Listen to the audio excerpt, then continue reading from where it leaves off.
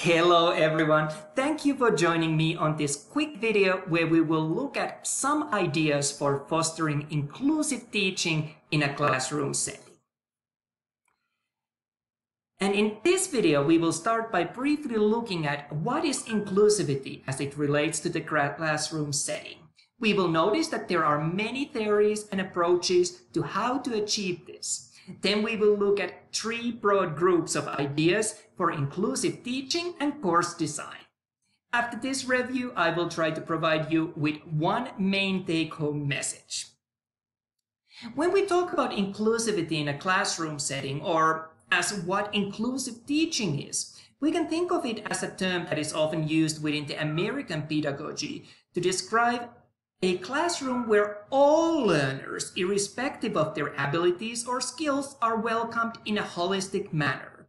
It is built on the notion that being a non-segregated classroom will better prepare special needs students for later life. One of the big reasons why I have always been so much in favor of the inclusivity is that it really means that everybody wins. By implementing inclusive approaches, everyone benefits. Think of, for example, including closed captions on these lecture videos. They do not only benefit students with hearing impairments, but also those who are not native English speakers or those who struggle with the accent of the instructor. Or how about a learner who can only find the time to study at night when a newborn baby sleeps next to him or her? You get the idea. So there are many models of what inclusive teaching is, and most of them list somewhere between 5 and 7 aspects, while others go as far as including even 12 or 16 different key elements. While I was thinking of how to tackle this assignment, I looked through many of these and ended up doing my own summary version that merges many elements from all of these. I identified 3 main themes under which the order that I came across could be grouped to. And before we look at each of these briefly though, I want to acknowledge that this model is not fully my own credit, but I also want to recognize the work done at the Penn State by the team of College of Information Sciences and Technology. So let's get started. The first of these that I wanted to consider is setting expectations. And this work starts on the very first day as we as a faculty want to show the learners that we care. Some of the themes that fall under this include taking time to form that connection with each of the learners, recognizing that each of us brings our unique contribution to the shared course experience. While learners in the class may be there for very different reasons, everyone has a reason why they are there. Our job is to remind them that with hard work, they can achieve any goal that they have set for themselves. We want the learners to know that they belong in this class. Getting the names right is so important. Some have nicknames, while some may be exploring their gender identity. Others have names that we may not be familiar with pronouncing. Learning and then using the preferred name is a powerful way to make members of the class feel welcomed and valued. While adding pronouns is becoming more familiar, and it is important that our learners know that they can choose to provide this information at any stage throughout the semester, I would still advise against asking for this on the first day, as it can put some on a spot where they have to make a choice that they may not be ready to make. Perhaps they are still exploring their identity.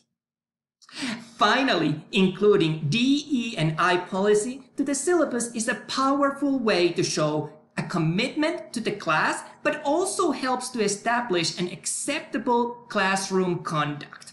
We want to also make sure that our policies support positive, supportive, and inclusive learning environment for all learners. So that was what I grouped under the setting expectations. Next, let's have a look at the communication and collaboration. To lay the groundwork for respectful communication and collaborations, I have identified the following elements.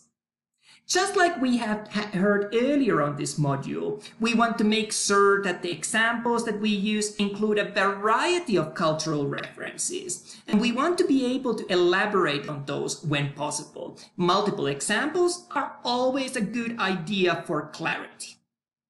We also want to make sure that those learners who are in the minority in a class do not end up becoming inappropriately visible. While class conversations benefit from perspectives that are new to the majority, we do not want to single out anyone as a spokesperson for a particular group. We already saw earlier that forming groups is especially tricky. If learners choose their groups themselves, there is a risk of some of them getting excluded. Also, having a mechanism for addressing any issues with the groups is important. I come from a culture where silence is valued. As a teacher, I know, however, that sometimes it is hard to make time for that pause in a class. But this can be extremely useful for having the time to reflect before speaking, both for learners and us. I would really encourage everyone to consider capturing the lesson content for later distribution. This is especially useful for not only non-native speakers or those with physical or cognitive disabilities, but really benefits everyone. Finally, I want to remind that sharing the information with all learners in the class is super useful. We want to make sure that everyone can benefit from the information shared, not only those who were comfortable enough to ask for it.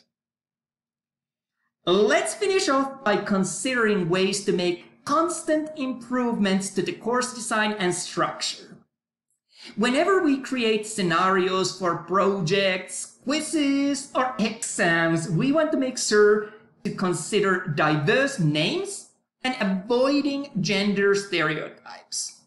When measuring learning, I would emphasize the value of using multiple modes of assessment and low-stakes assessment. Increased number of assessment elements also gives more opportunities for feedback. To ensure fair grading, consider the use of rubrics that list the expectations in a clear and concise manner. Whenever possible, I would encourage including as much diversity as possible in the material used. When learners are exposed to a broad range of representation, they are more likely to see how they can be part of the field too. And finally, we want to constantly improve too. None of us is perfect, and it is okay. But I know that knowing that you have limitations and being open to trying actively better yourself is what is truly important.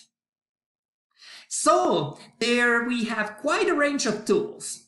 I will be the first one to admit that it is easy to end up feeling overwhelmed by the number of things that we should take into account when creating an inclusive classroom. But for me at least, the most important step is to be open and comfortable with your lack of knowledge and seek ways for improving yourself. As long as we do that, we are always improving. And on that note, I am going to thank you for joining me on this brief review of my thoughts on how to foster inclusive teaching. For those of you who want to read further on this, here is one amazing reference that I would warmly recommend. Thank you again for joining me on this video.